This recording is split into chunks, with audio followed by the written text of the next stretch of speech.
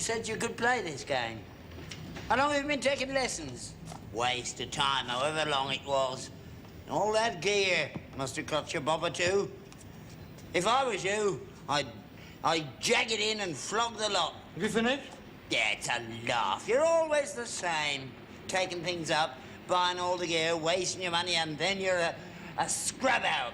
If you don't shut up, I shall ram this shuttlecock straight up your kyber and set fire to the feathers. In any case, I don't take this game seriously, shuttlecocks. This is just to limber up, to loosen my muscles. Tennis is my game, mate. You can't play tennis out here, not on this titchy little pitch. Court. I know the terminology. It's about all you do know. You can't play. I expect me to play out here when I'm sliding about in all this horse manure. Same thing for me. You've got hobnail boots on. Well, you could have put your boots on. Don't be ridiculous. In this gear, you wouldn't expect to see Princess Anne wearing Flogman's flippers when she goes show jumping now, would you? You want another game? No! We won't score this time, and then you won't know how much I've beaten you by. I do not wish to play any more. Well, put my name down for the tennis club. I'll go and give you a clobbering down there. So help me, if you as much as put a foot in that tennis club, I'll murder you. I've made some very nice friends down there, a very nice class of people, very refined. I don't want any dirty, smelly, uncouth, loud-mouthed, foul little shite-hawks like you. Turning up their lawns with hobnail boots on. Now, if you'll excuse me, I'll go and get a shower, sterilise me racket, and have an early night. You can't stop me joining. Glad to have me, they'd be. Ha ha! Coaching them, if they're all as bad as you. I was champion of my regiment. You stay away from that tennis club, all right? Just because you know I'll beat you? I always beat you, because you're a scrub out. You're useless. You're a pudding.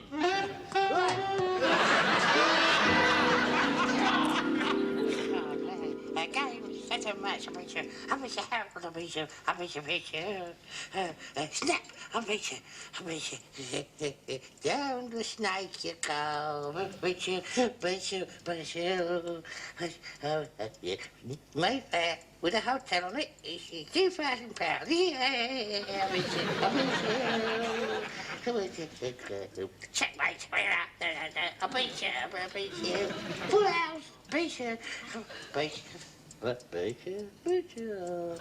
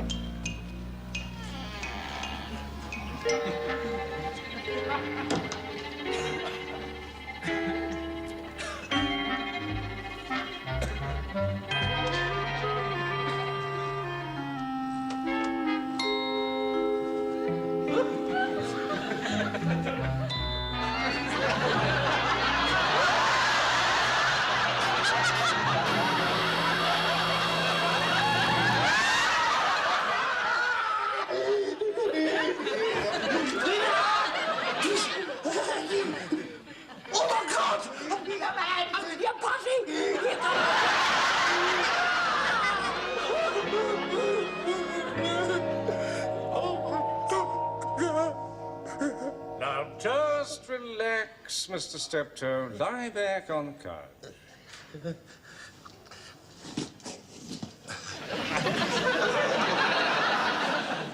I'm just going to ask you a few questions. How old are you, Mr. Steptoe? I'm 39. Married? No. No. No. Oh. Are you a homosexual? Are you looking for a clap round here, right? You always overreact when your masculinity is questioned? I'm not overreacting. It's just I don't like being called a brown hatter, that's all. It's nothing to be ashamed of. It is where I come from. Simply that if you were, we might be able to reach a conclusion much quicker than if you try to conceal it. I'm not trying to conceal anything. I'm not an iron off. I'm a straightforward crumpet man. I've had more grumble than you've had hot dinners. All right, relax. I'm very glad to hear it.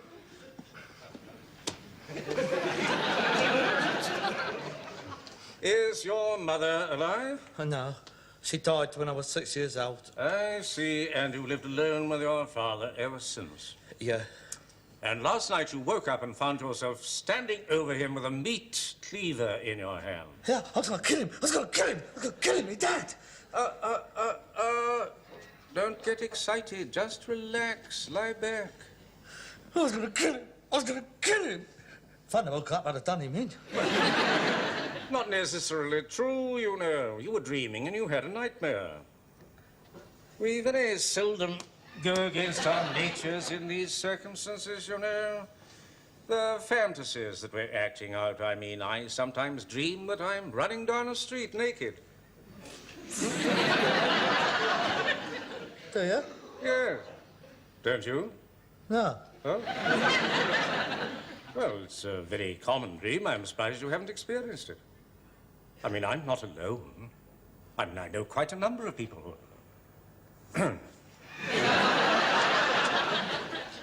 Did you love your mother?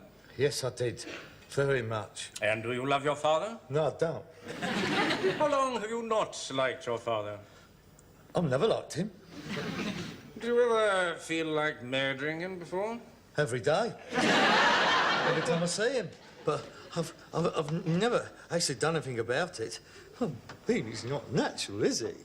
You can't go around murdering people because you don't like them. But that's what I'm worried about. I know it was only a dream. But I'm frightened that it might happen again. But one day I might really do it. That's why I come to see you. You've got to help me, Doctor. All right, carry on. I'm listening. Carry on what? Well, let me see. Were you rejected as a child? Not by my mother. Tell me, were you breastfed? Yeah. As it happens, I was. We couldn't afford proper milk.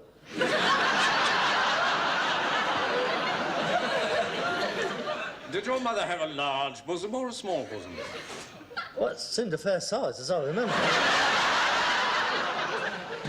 Large? Yeah. Inordinately large or just large? Well, it seemed quite large at the time. I mean, I can't be precise about it because... What's the size of my mum's bristles got to do with it? I'm just trying to find out whether you miss the comfort and security of your mother's bosom. The warm, soft, all-enveloping protection of those two large... Hang on, they weren't as big as all that. Don't you want to know about my father? Oh, all right, very well. Unburden your mind. Tell me about your relationship with him. Don't be ashamed. Anything that's lurking in the remotest corners, winkle it out. We're none of us normal. Remember that. Now go back over the years. Any particular incident that comes to mind? Well, I suppose the first thing I can remember about my dad was just before the war. See, I used to have to get his tea ready of a night time, and he'd come in off the round, then he'd have his tea, then he'd clap me round the ear hole, and he'd get all punched up, then we'd both go out on the horse and cart. He used to think he looked like Errol Flynn, the silly short-ass git. Every night we'd go down to the same place. He'd pull up outside the Skinner's Arms, he'd go in, and he'd leave me outside. I used to sit outside there all night with a bottle of lemonade and an arrowroot biscuit. I used to sit there for hours on end, the wind whistling up my gear. Pathetic it was. 10 years old and already had a touch of the farmer Giles. Oh, what a disgrace. I wouldn't see him again until chucking out time. And his friends would carry him out, sling him on the back of the cart, and I'd have to take him home. Night after night that happened. I never got to bed before 12, and up at 6 to do me paper round. At 12 years old, I had bigger bags under my eyes than Harold Macmillan. He wouldn't even let me go to the barber's and have a decent haircut. He used to do it all himself. I had the worst haircut in the district. The teacher used to let me keep my hat on in class. I was known as Geronimo until I was 23. Yeah, but I'm jumping myself now. You see, yeah, when I was 18, I went into the army for 2 years. I was fighting in the jungles of Malaya for 2 years. I had foot rot, malaria. I was wounded twice. I had 3 doses of dysentery. Oh, God.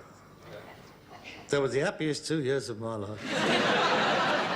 Because I got away from him. I mean, you see, everything I ever try to do in this life, he always frustrates me. I mean, everything I ever take up, he's always better at it than I am. Well, not so much he's better at it, it's just that when it comes to the crunch, I haven't the art to beat him. I mean, every time I threaten to leave home, he has an heart attack.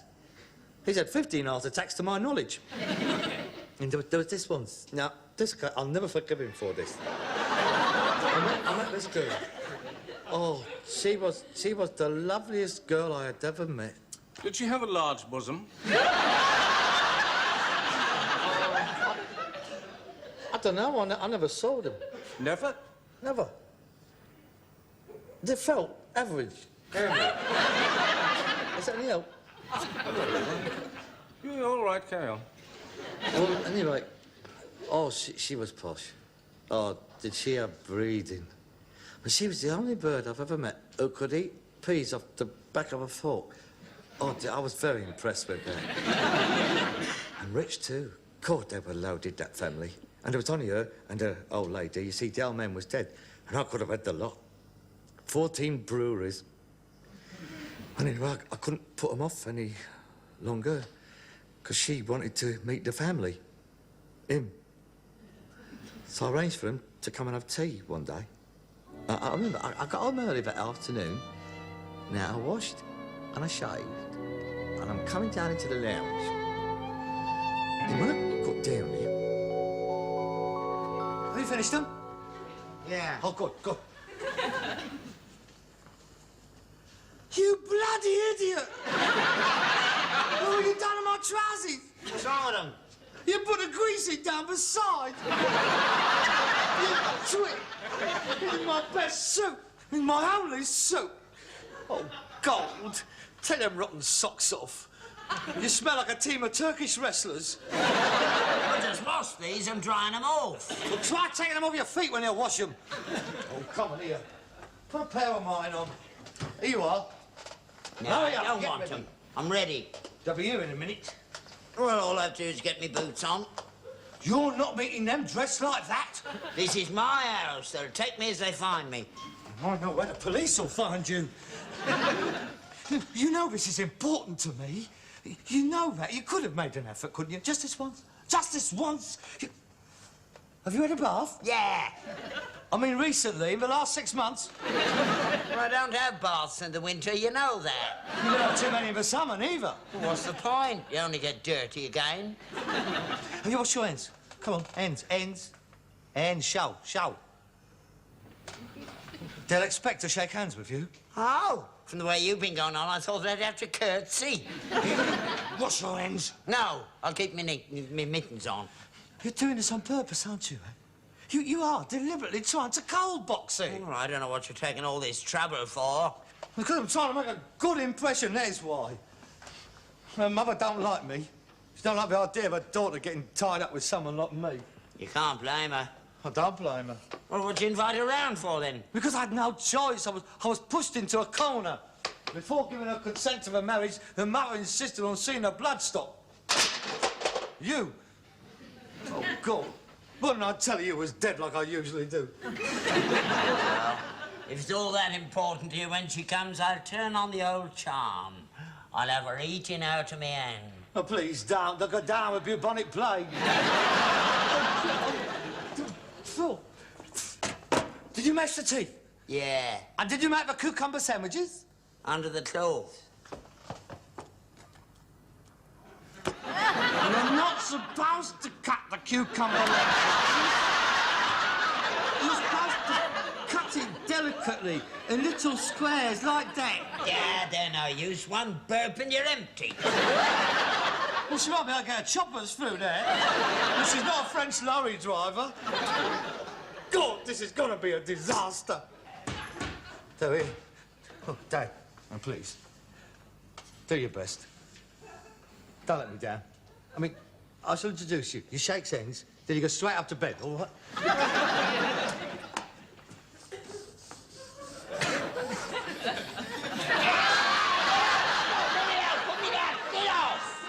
What? Now then, no dirty jokes, best behaviour, and no effing and blinding. And you keep as far away from them as possible.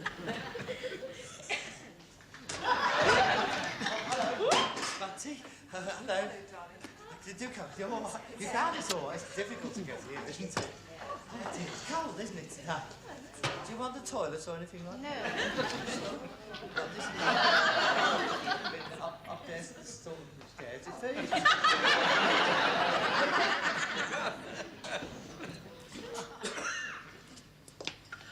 Oh, Mother, isn't it absolutely super? Delightful. Darling, how did you find a place like this? Well, it wasn't easy. We was looking for years. And one day, Harrods rang up and we just took it on the spot. Permit me to introduce my father, Peter. This is Bunty, my intended. Ah. Hello, love. Nice to meet you. Hello. Oh, darling, he's nice. He doesn't seem like an old misery guts. Peter, this is Bunty's mater, Mrs. Kennington Strudd. Charmed, I'm sure. It is a great privilege to meet you, madam. I expect you're ready for bed now, aren't you? One moment. Am I to take it that you actually live here? Yeah, all my life. I seem to have been somewhat misled. I understood from your son that you were a horse owner and lived next the stables at Ascot. Oh, no, he must have said Acton. Well, it's more Shepherd's Bush, really. I suppose you're like me, a bit mutton Jeff. I beg your pardon? Cook and chef. Deaf! There's no need to shout, Father. I do assure you, Mrs. Kennington Stroud, I had no intention of deliberately misleading you. We do, in fact, own a horse. May I divest you of your outer garments? No, thank you. I have no intention of staying. Oh, don't be such a bore, Mother. We've only just arrived. Oh, perhaps the poor old biddy's feeling a bit parky. Shall we put on another bar? May I proffer you a sherry in order to mitigate the ardour of the vexing journey what you entailed in getting here? Are you English, Mr. Steptoe? I beg pardon? Mother, please. Yes, darling, we should love some sherry. Oh, that's good. Because I have, of late, recently, been fortunate enough to procure from my purveyor a rather beautifully modulated Oloroso. Got from one of the finest Soleras in one of the most select bodegas in Jerez. Young man, if you mean you have some sherry, just say so, simply. Yes. I've got half a bottle. Would you get the glasses, please, Fon? There you are. What are these? Oh, they're a job lot from the local hospital. They're specimen glasses. Well, there's nothing wrong with them. I rinsed them out. No, not those! I do beg your pardon. I've told you before, we don't use these in company. I do have some apposite drinking vessels. We only use them for best, you see. I don't think we'll bother. I think it's time we were leaving. Oh, no, please, don't go. You've not had your tea, and I've got it already. Voila! A cold collation. There's cucumber sandwiches, fairy capes, Kipling, and a French cream sandwich. Yeah, and a tin of biscuits. Shut up. Would you like to sit down? Peter, show Mrs. Kennington Stroud a chair. Over there. That's a chair. Please, Peter, convey her to it. Oh, I do beg your pardon. May I escort you to your chair?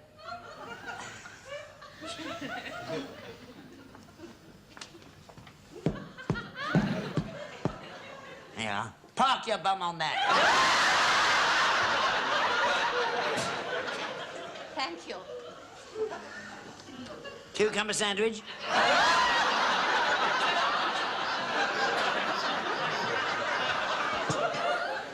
It's all going wrong. Oh, darling, don't worry. Now, look, just be yourself and stop acting. She likes you.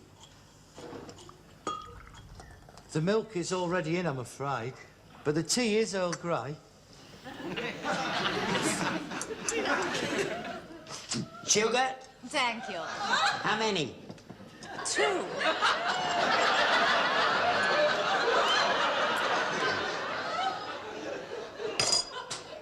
Here.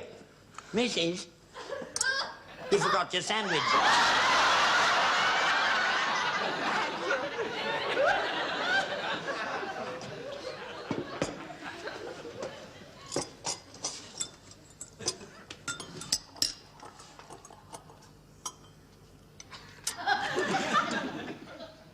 Well, this is nice.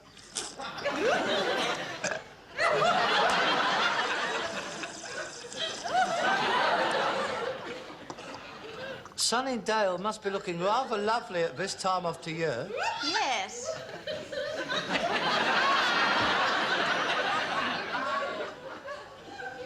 You should see their house, Father.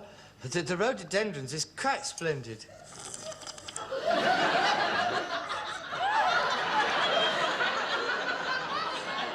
How many gardeners do you have, Bunty? Oh, I don't know, 7 or 8. Hear that, Father? 7 gardeners. That's one for every day of the week.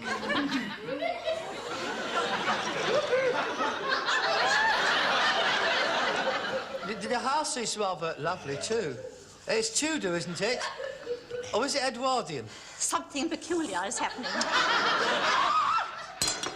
What's the matter with you? Something just leapt onto the table. Where? There. Ah, there's another one. On the table. Microscopic animals. God, not fleas! They're probably off the horse. I didn't think for a moment that they're human fleas. How could you bring me to a house with fleas? Look, Mrs. If there are any fleas in here, you brought them in that Don't panic, I've got to dig it in. Remember, Mrs. Stroud, come back. Bunty, please, hang on a minute. How dare you? You must be mad. Bunty, I wasn't walloping you. Does this mean it's all off?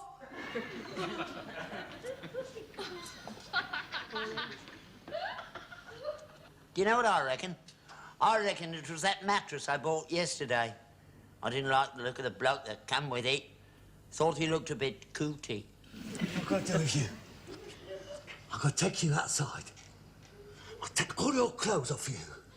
I'm going to turn the hosepipe on you. And I'm... Huh? You're giving it to me now! Funny, they don't bother me. I was covered in them. I had to have all my hair shaved off from head to foot. I couldn't go out of the house for a month. I was bald as a coot. Most distressing. Now, come to think of it, it's a wonder I didn't try and kill him before. Well, I'm afraid that's all we have time for now. What do you think, Doctor? Do you think I'm going potty? Good Lord, no, nothing to worry about. It's a classical case of subconscious wish fulfillment. These things are quite often the result of the hypertension when 2 people live in close proximity in claustrophobic conditions, unable to pursue their outside interests. Happens all the time with married couples. I'll give you some tranquilizers, and what I suggest you do is this.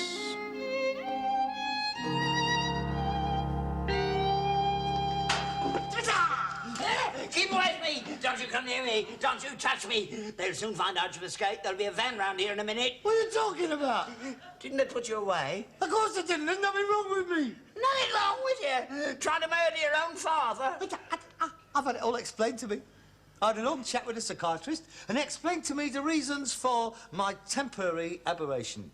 Now I understand the reasons and the causes. Philosophically, I can accept them.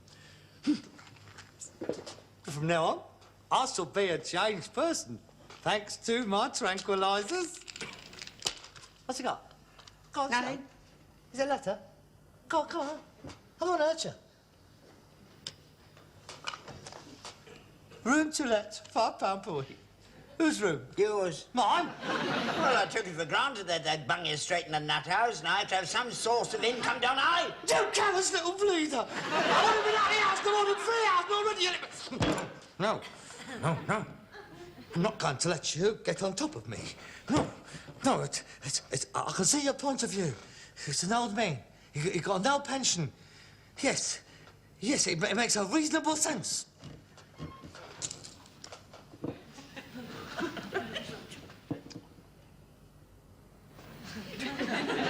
Okay? There's nothing you can do will ever upset me again.